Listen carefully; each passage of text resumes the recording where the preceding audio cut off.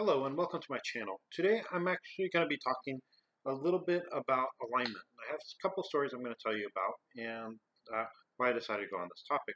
But before I actually even go on to that, I do want to mention a couple different things. One of the things that I've actually wanted to do is be able to help people if they're doing seminars, promote them, because a lot of times, pretty much I'm one of those people who, if there's a seminar around me which I find interesting, I will go, but sometimes I don't necessarily hear about it unless someone tells me. And so on Saturday, August 19th, from pretty much 9 to about 4, and then Sunday, the 20th, from 9 to 3, there's actually going to be a seminar in Concord, California, up north. It's at Myers Martial Arts School. You can, if you Google it, you'll find out a lot of information on it. It's the people who are going to be presenting are the people who are actually involved in Waza Wednesday. If you watch this channel, you probably watch them too because they, well, first of all, have more viewers than me, and second, it's actually a really good channel to watch. They are going to be talking about a lot of different things. The people who run it, Sensei Pogue and or Pogue Sensei and Noah Sensei, they actually are really great martial artists. If you get a chance to go there, I highly recommend it. Like I said, look at the Waza Wednesday Concord on August 19th, and you'll probably be able to find it. Besides that, I also was going to mention something else. I'm doing if you're in San Diego on September 22nd, I'm going to be doing a signing for my book, Off the Rails. And it's pretty much a martial art journey from San Diego to Oakland area.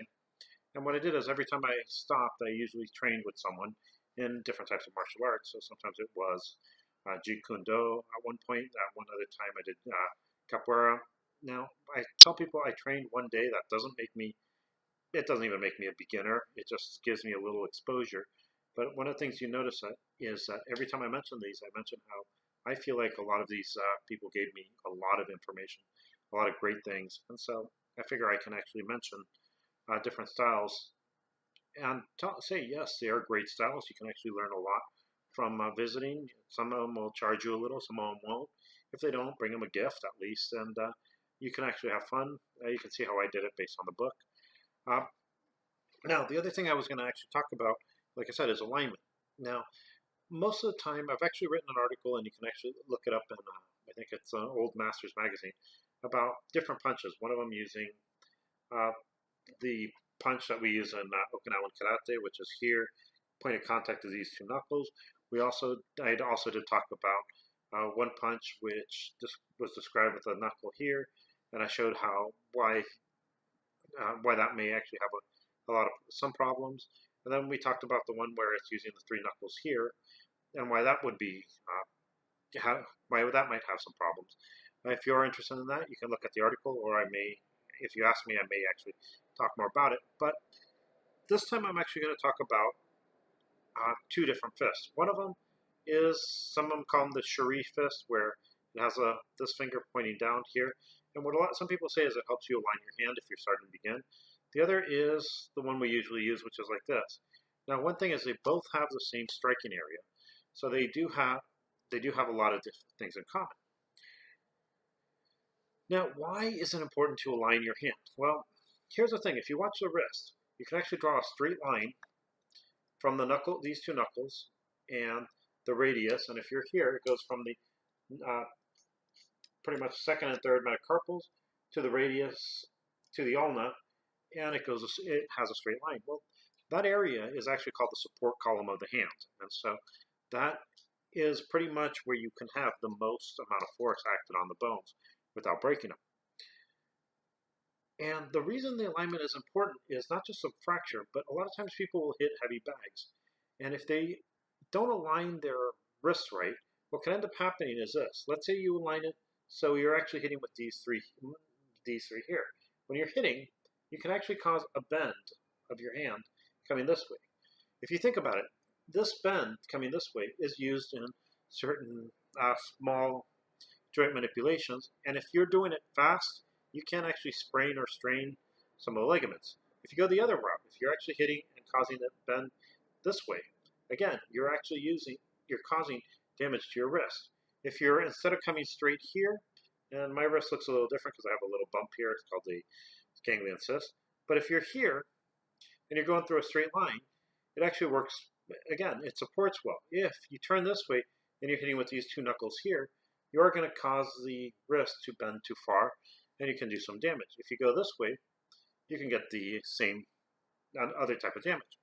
The reason I'm mentioning that is this. I recently was teaching a martial art class at a San Diego City College, and one of the things I found is that there were some of the students who were there were taking my class, and then they would go to local gyms, like the whole big gym, commercial gym, and they would take the kickboxing classes. And they were using some of my techniques in the kickboxing class, but their alignment wasn't checked. And so I actually noticed when they were doing things with me that I constantly had to correct their wrists so they wouldn't be bent. And one of them told me that that the three of them actually went to the same place, and one of them told me that all three of them were having wrist problems because of the way, and they were asking me how to prevent that. So I told them, align the wrist. And so, like I said, that's actually what triggered the idea of doing something about wrist alignment. Now, the reason I'm actually looking at this fist here versus this fist is there are people who actually do talk about this in martial art forums. And as far as I can tell, looking at it just anatomically, as the contact point is up here, these two knuckles, it doesn't really matter too much how these other fingers are. The ultimate test, as you know, is hitting a makiwara.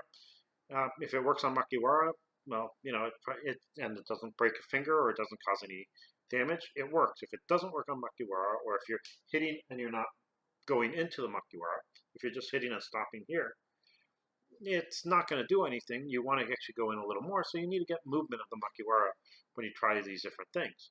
Now, before you try makiwara, one of the big things that's really important is for you to understand that if you hit it wrong, there's a big chance that you can pretty much break your hand. So what I would tell people is, before you go to makiwara, look at the clinical anatomy. I will tell you that if you hit on this side, you can end up breaking these two knuckles, these two bones. It's actually called the boxer's fracture, and it's quite common. It's about 20% of all hand fractures are these two bones. 10% this one, 10% this one. So, and so make sure when you're hitting it, you're hitting in a way where your hand's not going to break and you're not going to do damage. Now, some people said they liked this punch because they felt that it caused their fists to line up. I could see where the idea would come. This one, I can get it to line up because I'm used to doing it. But if that little extra point helps you align it, that's great.